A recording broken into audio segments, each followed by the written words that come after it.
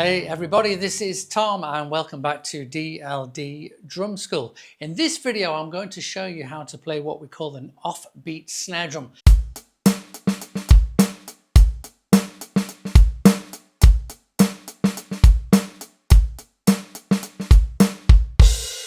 So what I was just demonstrating right there may seem a long way away from things that we've done already.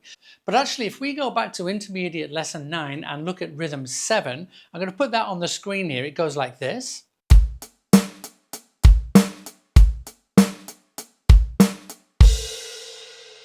And what I'm going to bring onto the screen now is something that is going to look much more complicated than the rhythm I was just playing. But if you look closely, you'll see that there's actually just one small snare drum addition different to the offbeat snare drum rhythm compared to the more simple one above. You can see it looks quite complicated, but if we break this into 3 sections, section number 1, using our eyes to read this and with our mouth, how would you say section 1? It's simply bass and snare. There is nothing too complicated about that for us at this stage of our learning. Bass and snare.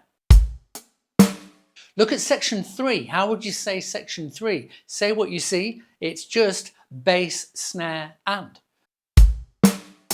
So 2 of the 3 components of this rhythm we can do no problem whatsoever. Section number 1, bass and snare. Section number 3, bass, snare, and. It's only that middle section, the addition of the offbeat snare drum, that we need to focus on and get a little bit more precise.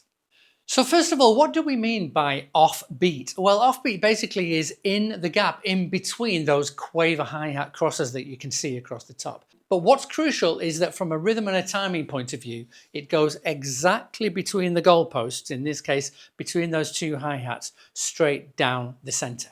So what we need is a method to force our body, our brain and our body to keep that snare drum firmly down the center. So put yourself in position, hi-hat, snare drum. Just remember about setting up good grip and so on. Horizontal sticks, and all we're going to do for this section 2, it says, depends which part you want to read, we're going to go and, snare, and. From a hands point of view, right, left, right, and, snare, and. And we're playing these as semiquavers. So section 1, bass and snare. When we get to section 2, right, left, right. And snare and, however you want to say it. So with my mouth, we're going to say bass and snare, right, left, right. Listen to the rhythm of that. Bass and snare, right, left, right. Because that middle section we're playing as semiquavers. So bass and snare, right, left, right. In position. Section 1, bass and snare. Section 2, right, left, right. Section 2. And use that gap technique to make sure you've got good, accurate section 1, section 2. By the way, with my hands, just be aware here, this idea of setting up correctly and that nice separation, horizontal sticks and separation of the hands, this is the kind of thing where it really matters. Because the snare drum is on the offbeat, there's a good chance of clashing sticks if your sticks are a bit squashed on top of each other. So when I go bass and snare, right, left, right, it's quite possible to accidentally clash sticks. Keep that nice separation, bass and snare, right, left, right, and it's a good flick of that flicking movement of the left stick. If you're using your arms, you're going to be clashing sticks all over the place because we're not now going up and down together. Section number 3 is just bass, snare, and. So let's verbalize the whole rhythm now from section 1. Bass and snare, right, left, right, bass, snare, and. Bass and snare. Section 2, right, left, right. Section 3, bass, snare, and.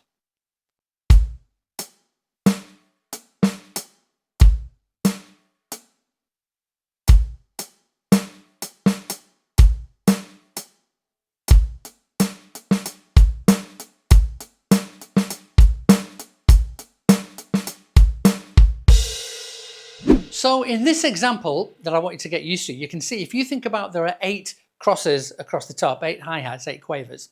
Therefore, we've also got 8 gaps between those quavers, 8 offbeat gaps where we can place the snare drum. You look at it, you may think that there are only 7, but actually the 8th gap is where we go around from the back and looping round back to the front. That's where the 8th gap is. And in this example, we've put the offbeat snare drum in gap number 4. Now you can play around and experiment and put those offbeat snare drums in any one of those gaps that you like. Gap number 4 tends to be the most sort of standard position, but have a go, get used to gap 4 and then try and put it in different positions. So just to finish out this video, we're going to take our single offbeat snare drum and we're going to expand this now into a double offbeat. Now again, just be careful, every time we add more on, there is the danger of becoming too complex and breaking our golden rule number 3 and dominating the music rather than fitting in. But sometimes there is a place for something like this and it's loads and loads of fun. So if you look on the screen now, you can see we have a double offbeat snare drum. We've got the snare drum in gap number 4 and another one in gap number 5. Let me just demonstrate this first of all. This is very much kind of like the Smells Like Teen Spirit groove.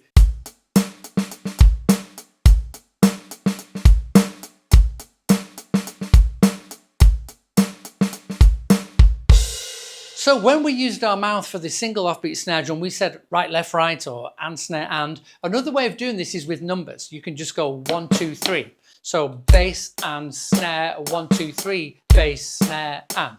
So if a single offbeat snare is 1, 2, 3, the double offbeat snare drum, we're going to say 1, 2, 3, 4, 5. So let's break down these sections again. Section number 1, bass and snare. Now staying in position with my hands, I'm going to go 1, 2, 3, 4, 5. Use that mouth and tell the rhythm, send the rhythm to your hands. Right, left, right with a 1, 2, 3, 4, 5. And on number 5 is also a bass drum. So you could think of this as 1, 2, 3, 4 bass. That's how I personally would verbalize this. 1, 2, 3, 4 bass. And then section number 3 is literally just snare and. So section 1, bass and snare. Section 2, 1, 2, 3, 4, 5. Section 3, snare and. Bass and snare, 1, 2, 3, 4, 5, snare and. Don't forget the bass drum on the 5, 1, 2, 3, 4, 5 with the bass. At full speed, 2, 3, 4.